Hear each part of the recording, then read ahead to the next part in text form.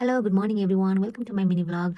Well, धेरै लामो समयपछि म फेरि यसरी नै भिडियो बनाउँदैछु. Hope you will like it. आज म बिहान चाँडै उठेर नर्मली हामी जुन मर्निङमा डेली एक्टिभिटिजहरू गर्छौँ लाइक बढाल्ने, फ्रेस हुने अनि भगवानलाई पूजाआजा गर्ने यी सबै कामहरू मैले सकाएर अहिले म रेडी हुँदैछु कहाँको लागि त जिमको लागि. अराउन्ड 3.5 मन्थ्स ग्यापपछि मैले जिम रिजोइन गरेको छु. So now I am ready to go for gym. जिमको लागि बाहिर निस्किँदाखेरि सिमसिम पानी पर्दै रहेछ. अलिक चिसो फिल भयो but I enjoyed a lot. मैले अम्ब्रेला चाहिँ बोकिनँ किनकि हेभी रेनफल भइरहेको थिएन. अलिअलि सिमसिम परिरहेको पानीमा भिज्दै जाँदाखेरि चाहिँ मलाई इन्जोय गरेँ. म बस्ने ठाउँबाट जिम धेरै नै नजिकै भएको हुनाले मलाई आउजाउ गर्न धेरै सजिलो भएको छ. मैले जोइन गरेको जिमको नाम चाहिँ 738 फिटनेस जिम हो. यसरी अगाडि बढ्दाखेरि सुरुमा आफूले आफूलाई यसो हेर्छु ऐनामा, त्यसपछि अगाडि बढ्छु. यो फर्स्ट फ्लोरमा सिटिजन ब्याङ्क छ यहाँ, जुन अफकोर्स अहिले बन्द हुनेछ. सो सेकेन्ड फ्लोर र थर्ड फ्लोर चाहिँ 738 फिटनेस क्लबको हो, जिम क्लबको हो. सेकेन्ड फ्लोरमा चाहिँ हामीले कार्डियो गर्छौँ भने, थर्ड फ्लोरमा हामी वेट लिफ्टिङको काम गर्छौँ.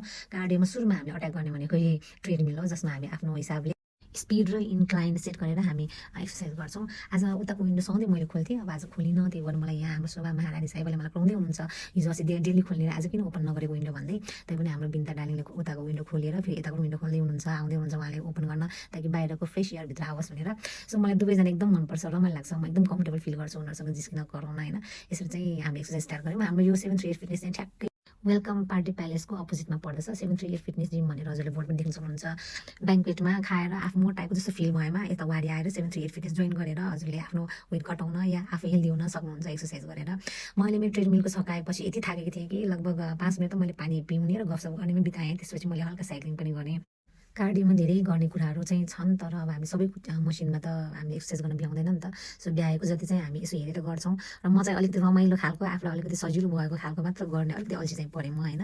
यो यताको पार्टको कार्डियो हाम्रो जिमको कार्डियो हो भने यता जुन हजुरले खाली स्पेस देख्नुभएको छ त्यो चाहिँ जुम्बाको लागि हो. त्यो जुम्बा पार्ट त्यहाँ हुन्छ जुन चाहिँ आफ्टर 6 त्यहाँ स्टार्ट हुन्छ. त्यसपछि अब म्याटमा एक्सर्साइज गर्ने टाइम भयो.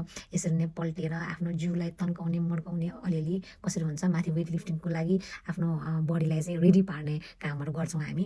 गर्न यो पार्ट चाहिँ मलाई अल्छी लाग्छ, तै पनि गर्छु म होइन. ल अब हाम्रो कार्डियोको काम सक्यो. अब हामी जाँदैछौँ थर्ड फ्लोरमा वेट लिफ्टिङको लागि.